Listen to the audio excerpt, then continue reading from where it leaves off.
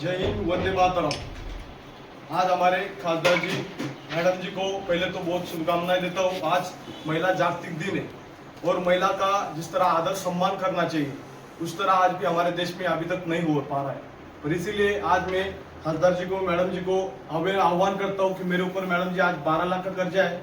मैं देश के लिए पाकिस्तान में 3 महीना 21 दिन की यातना सही, पर आज मुझे दुर्दैव हो रहा है बताते हुए कि मैं जब आंदोलन करता हूँ रस्तों में तो हमें प्रशासन डिटेन करती है। प्रधानमंत्री यहाँ आए थे और मुझे यहाँ नजरबंद बनाया गया, तो मुझे एक कैदी की तरह यहाँ मुझे बदसलूक किया गया।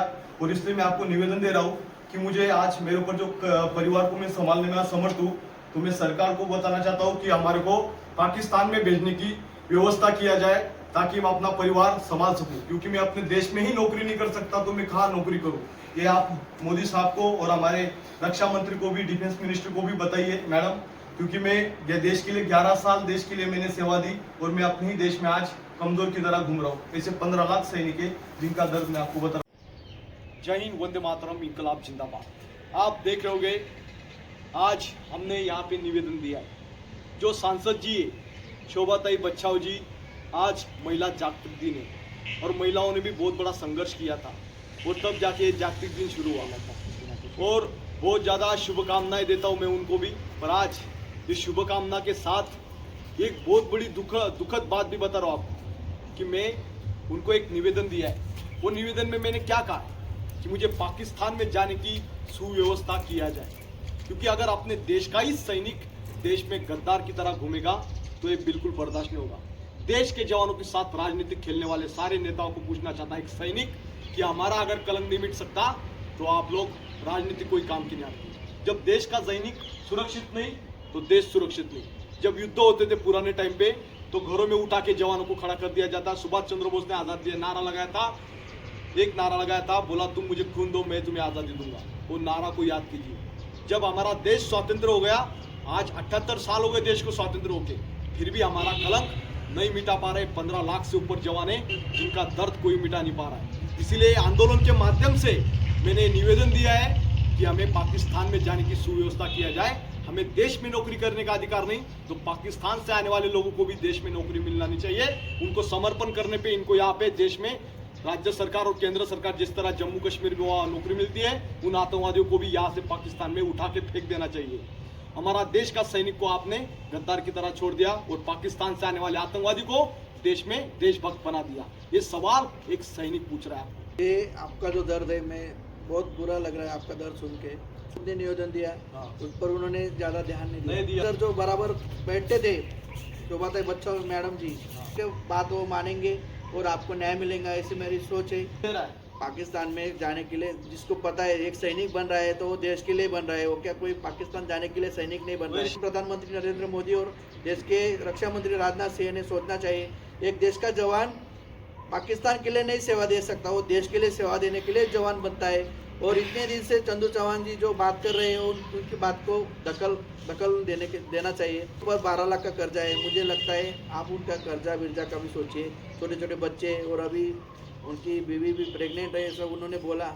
मुंबई पुलिस हमें नोटिस देती है, आतंकवादी की तरह हमें उठाया जाता है। आपने छावा मूवी देखा, उसमें हमारे स्वराज्य के लिए छत्रपति शिवाजी महाराज से लेकर संभाजी महाराज ने हमारे लिए जो बलिदान दिया है, उस बलिदान को याद कीजिए। जब गुलामी हमारी होती थी, मुगलों ने हमारे ऊपर कब्जा किया था, तब इन्होंने आज़ादी दिलाई थी। हम यहाँ पे लावारिस के तरह घूम रहे, उनको छावा मूवी को देखते हुए, सिर्फ फिल्म स्टोरी पे देखते हुए यहाँ सिर्फ प्रवचन नहीं सुनाना चाहिए। हमारे देश के सैनिकों के साथ आपने गुलाम बना के रखा है, ये दर्द आपको बता रहा हूँ। चंदू चौहान, मैं महाराष्ट्र का रहने वाला हूँ, धुले मेरा डिस्ट्रिक्ट है। मैंने तक लगातार सरकार से न्याय की भीख मांगी और न्याय की भीख नहीं मिल पाई। और कोई लोगों की सुझाव थी कि आप कोर्ट में जाइए, पर कोर्ट में भी वही अधिकारी बैठे रहते जो हमें पनिश करते हैं। बताते हुए शर्म आ रही है, महसूस हो रही कि हमारे देश में एक भी मर्द नेता नहीं बचा है। इसीलिए आज हमारे देश में जागतिक महिला दिन बनाया जा रहा है, पर महिला भी आज देश में सुरक्षित नहीं है। महिलाओं के साथ रेप हुआ था और आपने देखा भी था, उसमें फिल्म भी बनी थी और आज महिला दिन बनाया जा रहा है। इसलिए महिला दिन को भी मैं महिलाओं को भी बहुत बहुत शुभकामनाएं देता हूँ।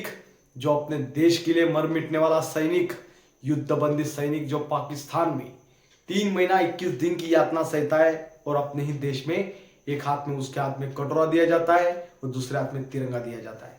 जब ये सैनिक उन नेताओं के पास जाता है पूछने के लिए सवाल, तो सरकार खामोश लाचार हो जाती है और सरकार उसको देशद्रोही की तरह, आतंकवादी की तरह उसके घर में पहरा देने के लिए पुलिस फोर्स का फाटा भेज देती है।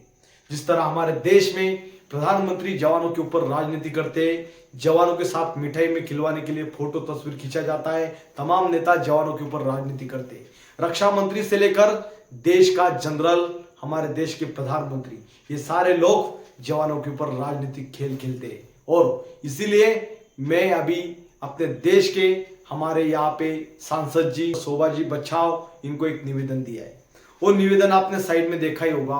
तो इस निवेदन में मैंने ये कहा है कि उनको कि हमें अगर देश में नौकरी करने का अधिकार नहीं तो हमें पाकिस्तान में भेजने की व्यवस्था किया जाए, क्योंकि मैं अपने परिवार को पालने में असमर्थ हूँ, क्योंकि मेरे ऊपर आज 12 लाख का कर्जा है और देश में कई प्राइवेट कंपनी में भी जाऊंगा तो भी मुझे वहां पे धक्का मार के बाहर निकल दिया जाएगा।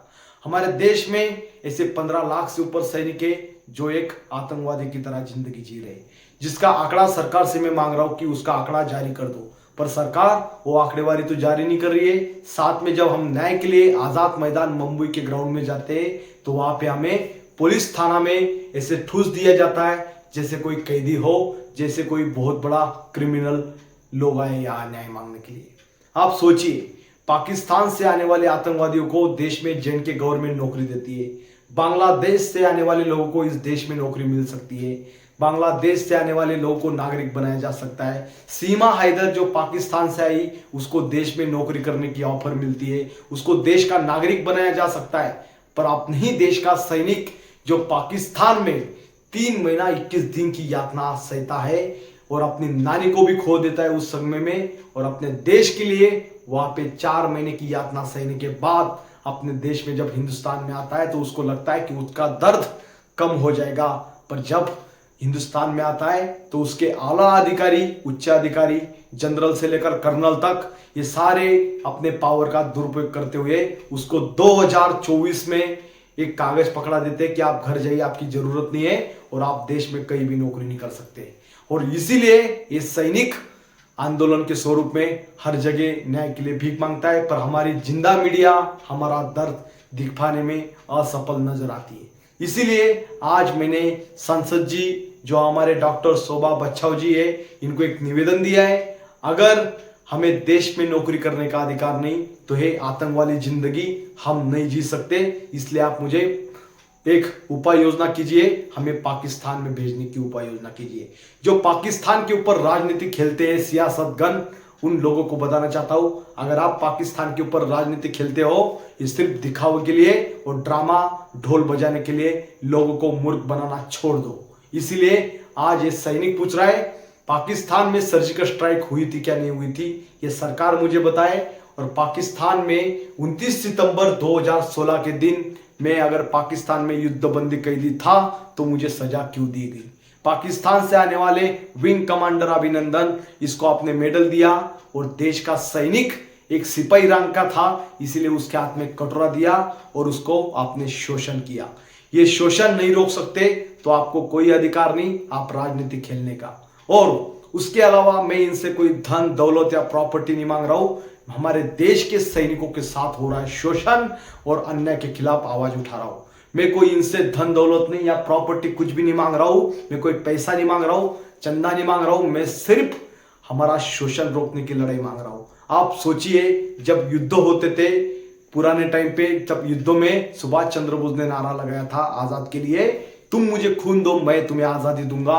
और आज जब हम स्वतंत्र हो गए, 78 साल हमें आजादी हो गई, तो अभी ये चाहते हैं अधिकारी कि हमारे घरों में काम करिए।